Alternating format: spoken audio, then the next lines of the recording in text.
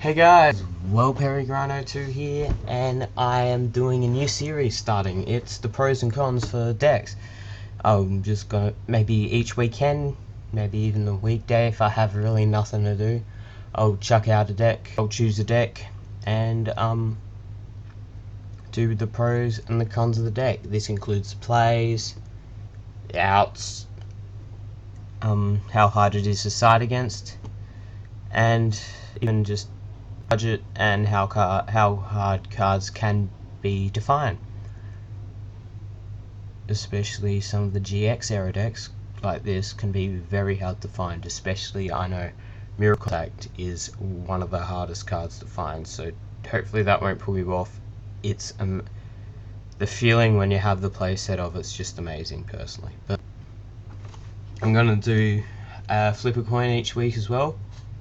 Heads are pros and tails is cons, so it's heads, so I'm starting off with the pros. So just gonna do this each weekend, and just the pros for it starting off. The first thing about this deck that's really good is the potential for plays.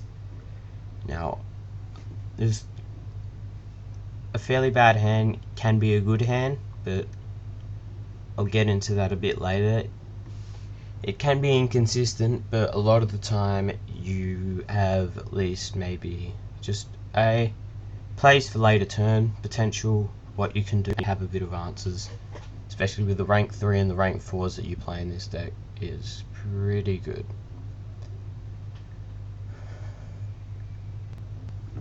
Going with that same factor, just the contact fusions, the miracle with miracle contact, and the E-Hero fusions with miracle fusion. I call this the miracle build because I play miracle fusion, 2 miracle contact.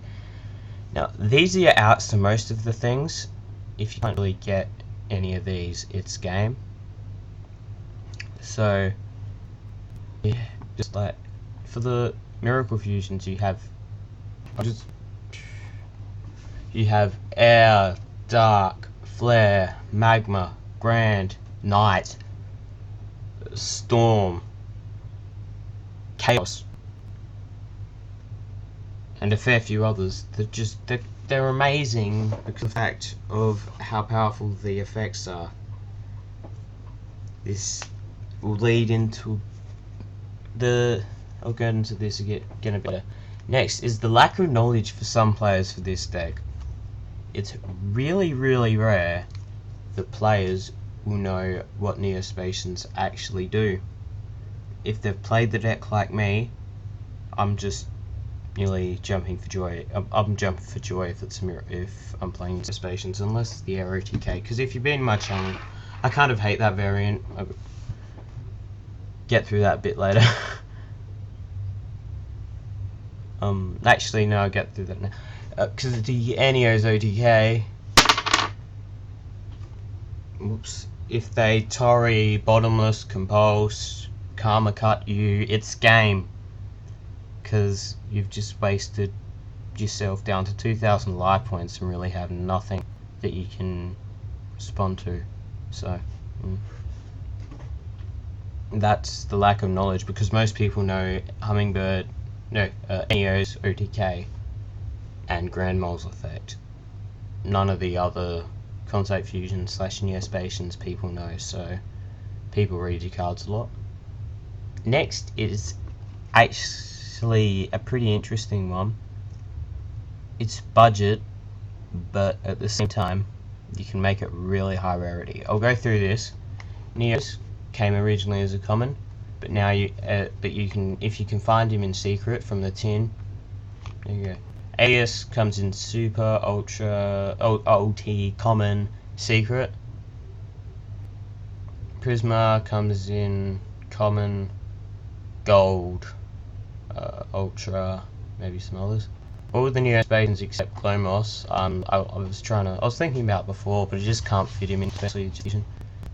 All come in ulti. Grand Mole comes in Holy League Parallel. Hero Lives, ulti / ultimate. Miracle Contact secret. Miracle Fusion's a rare / an ultra.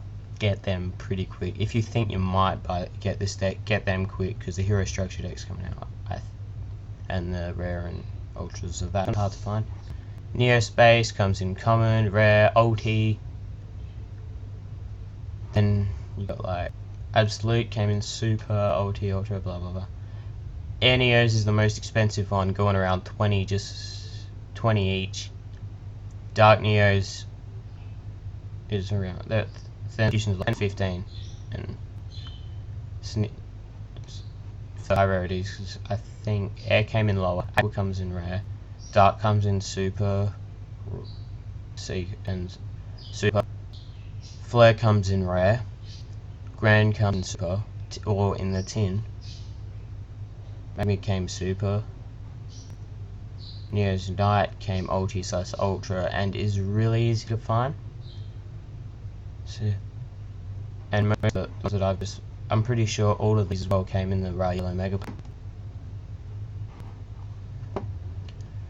Two more for the pros. It's pretty hard to decide against. The only card that actually really works well against this deck is Goes and Match kills it. Rivalry not so much, because one of these I'm pretty sure, yeah, they're all warriors. See, they're all warriors. And if you just have Miracle Contact in hand, okay, Miracle Contact, you just wasted a rivalry. So the only thing that's possible to decide for this, Vanities, Goes and Match, kill this deck, and anything that destroys Neo-Space. So, and finally, the deck's fun to play, so that's got to put it up. For the cons, Neo-Space is. This includes the contact fusions, because you have to have this on the field. They get a 500 boost, and stay on the field. They have some really crazy effects, but some of them just, some of these cards are just real. If you don't have Neo-Space on the field, or any way to get to Neo-Space, and you get a contact, don't go for it, unless it's Neo's Knight, because that doesn't go to the extra. Or the hero fusions, or an XYZ. Just don't go for that. You try to set your plays up, set them up. Next, it can be inconsistent. I know the potential plays, it does have potential, but at the same time, the deck's inconsistent. It's good, it's consistent and inconsistent at the same time. If you kind of know what I'm implying there, I just did some weird hand movements. But the plays are amazing, the consistency is pretty good, but a lot of hands, just like most decks, every fair few hands might be fairly inconsistent. So you play all these monsters. The ones that you don't really want to is Neos, is the only monster. Neos, or just good to have in hand for the fusion, but Neos mainly is the one that you don't want in hand for the monsters. So technically that's 13 monsters. Rotor's good to have. There's a fair few things, but hopefully you'll get an answer. You should. The percentage says you should. The maths says it should, so it must be. The next deck can be slow. You need to play it a fair bit to work out the plays. It can be slow because it takes 1 to 5 to 10 even if you're really bad to get a fusion out. Sometimes you don't even need the fusion, you just go Alias push for game, or Prisma push for game. Hand advantage. Next, hand advantage is pretty, not so good in this deck. Reason being is because if you go first turn Magma Neos, that Neos, or Neos Engrave, if you had Prisma, which is the better way, and Neo-Space, a Grand Mole, a Flare Scope, that's 4